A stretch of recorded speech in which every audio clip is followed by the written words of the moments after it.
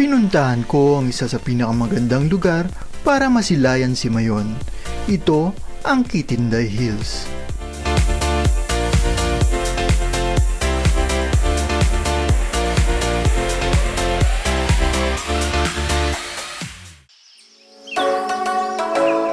Bago pa sumikat ang araw, ay inumpisahan na natin ang pag-akyat dito. Aabutin lamang ng 10 hanggang 15 minuto ay mararating na ang itaas na bahagi nito.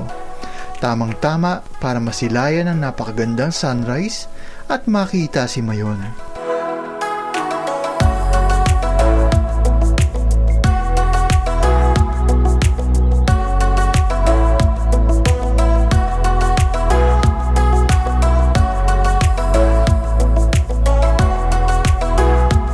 Maliban dito, isa sa dahilan kung bakit natin ito pinuntahan ay upang makita ang nagtataasang Burolo Hills na matatagpuan dito sa Kitinday, sa bayan ng Kamalig, Albay, mga natural na anyong lupa na may kamanghamangang hugis.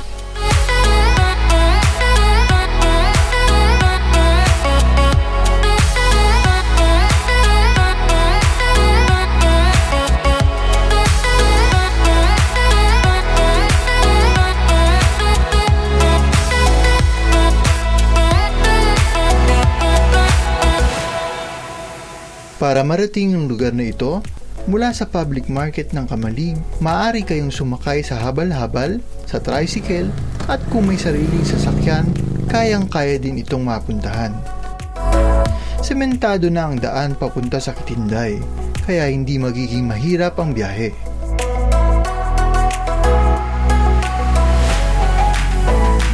Dadaanan nyo ang mga nagtataasang puno, mga bukirin, at magagandang tanawin. Dito pa lang ay busog na ang mga mata ninyo.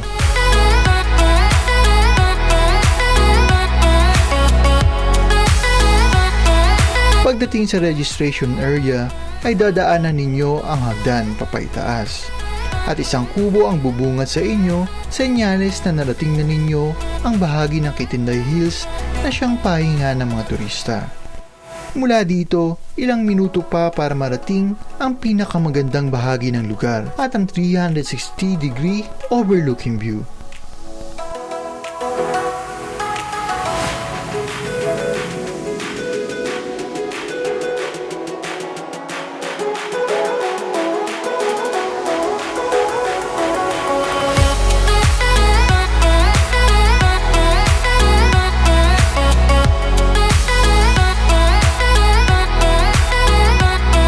Kitinday ay isa sa mga paboritong lugar ng mga photographers at turista na nagnanais na masaksiyan ang ganda ni Mayon, lalong-lalo na sa paglubog at pagsikat ng araw.